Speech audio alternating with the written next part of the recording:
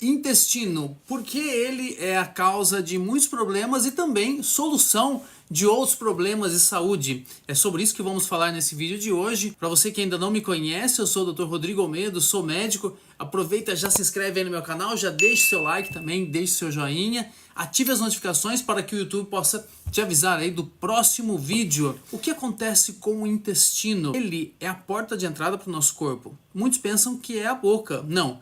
A boca leva para a porta de entrada, que é o intestino. Prova disso é que, às vezes, alguns alimentos que nós ingerimos que tem mais fibra, no outro dia nós vemos lá no vaso sanitário, um pedacinho de milho, por exemplo. O que aconteceu com aquele milho? Ele passou por todo o trato digestivo, o tubo digestivo, e acabou saindo nas fezes, e não há nada de errado. O que eu quero ilustrar com isso é que, por ser essa porta de entrada, ele pode causar algumas situações. Quando ele fica hiperpermeável, ou seja, quando ele passa a perder essa seletividade na entrada. Um exemplo é a caseína do leite da vaca. A caseína do leite da vaca é um alimento feito para o bezerro. Uma proteína que o nosso corpo até lida com ela, mas tem muitos problemas ao lidar com essa caseína do leite da vaca, processos inflamatórios. Muitas pessoas melhoram enxaquecas, dores de cabeça. Não estou dizendo que tudo vem do leite, essas dores de cabeça e enxaqueca, mas muitas das vezes é proveniente dos lácteos. Processos inflamatórios como rinite, sinusite, dores articulares podem ser influenciadas pela ingestão desses alimentos que são pró-inflamatórios. Então, se eu tenho uma permeabilidade seletiva, isso já começa a reduzir.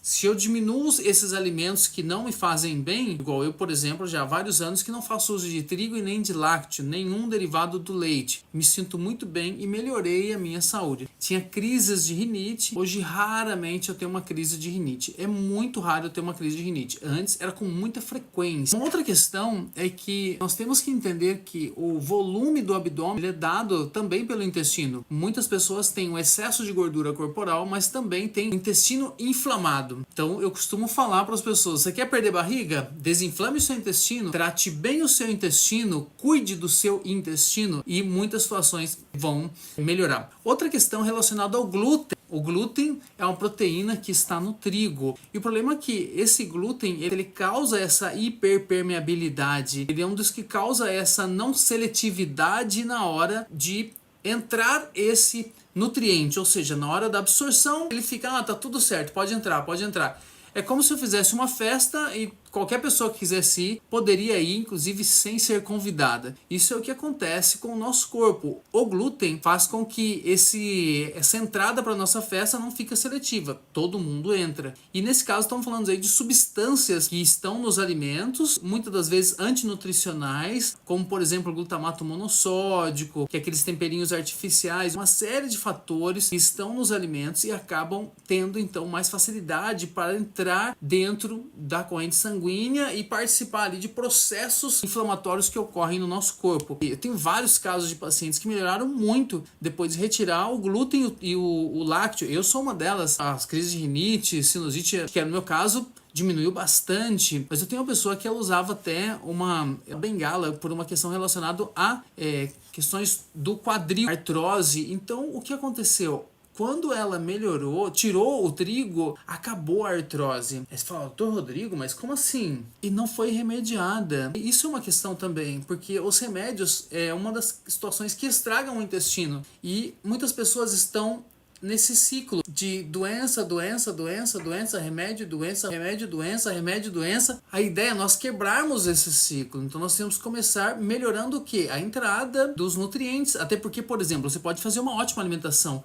Olha aquele peixinho grelhadinho, aqueles alimentos, né, de boa qualidade, alimentos orgânicos, que bacana. Mas e aí? Será que está entrando para o nosso corpo realmente, ou o cocô que está saindo vitaminado, um cocô proteico, né? Eu costumo brincar com os pacientes que o vaso sanitário que vai se beneficiar desse alimento, porque do jeito que entra vai sair. Suplementos que nós fazemos uso, será que está absorvendo? Então é um ponto que eu me dedico na consulta. Os pacientes sabem disso, todas as pessoas que passaram comigo na consulta sabem que nós falamos a palavra intestino ali várias vezes durante a consulta. Então, não adianta eu querer só remediar um processo inflamatório. Eu tenho que buscar causa. Não há nada de errado em remediar o processo inflamatório, mas eu tenho que buscar a causa daquela inflamação. Por que está inflamado? O que pode piorar essa inflamação? Então, eu vou lá e vou reduzir, principalmente nos alimentos, são alimentos pró-inflamatórios. Eu vou lá e fazer uma alimentação anti-inflamatória, que isso existe, e aí nós vamos estar tratando o intestino.